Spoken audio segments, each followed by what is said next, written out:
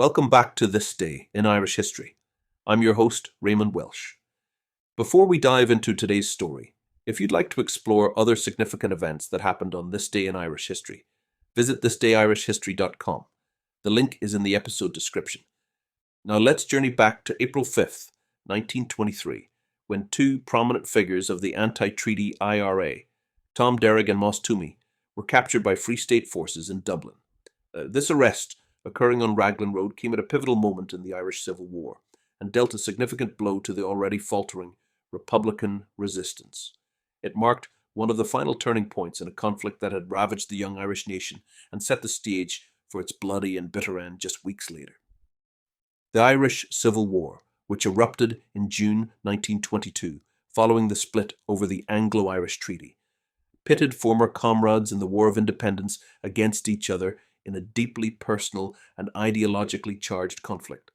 The treaty had created the Irish Free State as a dominion within the British Commonwealth, a compromise that satisfied many but enraged others who saw it as a betrayal of the Irish Republic, declared in 1916 and fought for in the years that followed.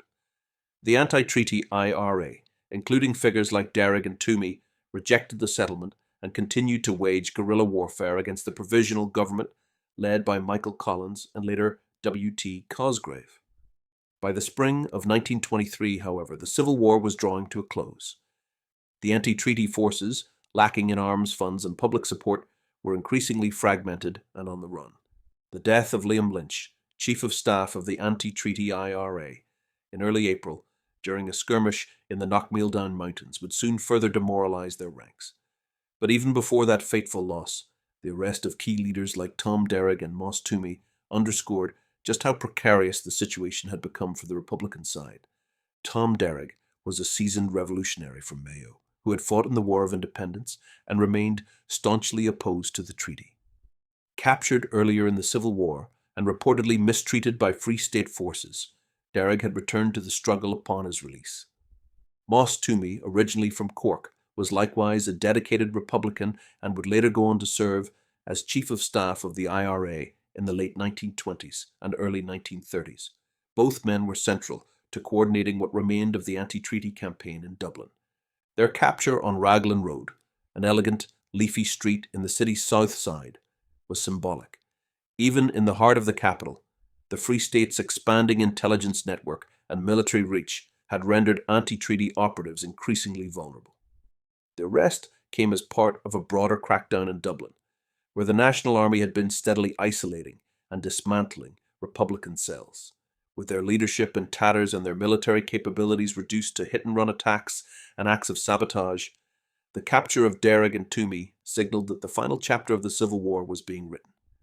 Less than a month later, on May 24th, Frank Aiken, by then acting Chief of Staff of the Anti-Treaty IRA, issued the famous Dump Arms Order, effectively ending the war.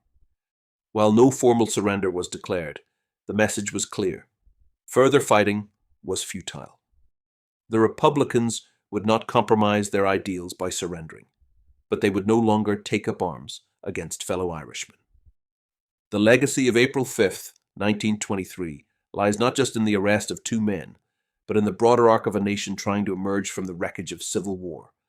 The bitterness of that conflict would linger for decades, shaping the politics and psyche of the Irish state.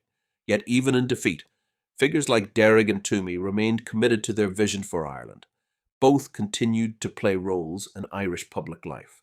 Derrig as a Fianna Fáil politician and minister in the decades that followed, and Twomey as a senior figure in the evolving Republican movement. Thank you for joining me on this journey through Ireland's rich past. Please like and subscribe, and until next time, I'm Raymond Welsh. Slán go Foil.